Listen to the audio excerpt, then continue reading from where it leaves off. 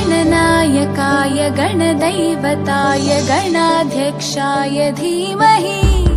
गुणशरीराय गुणमण्डिताय गुणेशानाय धीमहि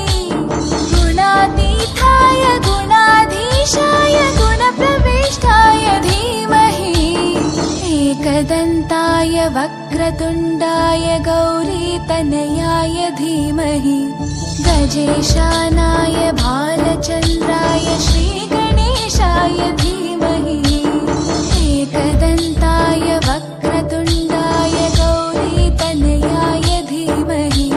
गजेशानाय भालचन्द्राय श्रीगणेशाय धीमहि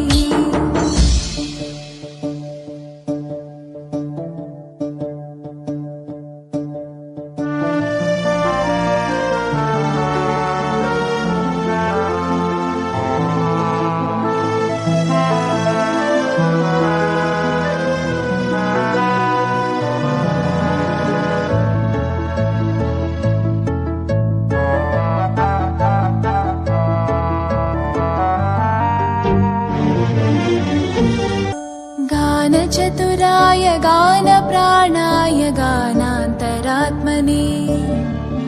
गानोत्सुकाय गानमत्ताय गानोत्सुकमनसे गुरुपूजिताय गुरुदैवताय गुरुकुलस्थायिने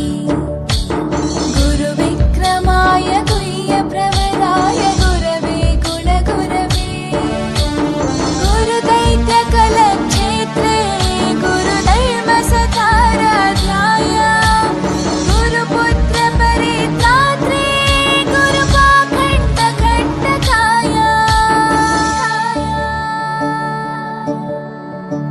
गीतसाराय गीततत्त्वाय गीतगोत्राय धीमहि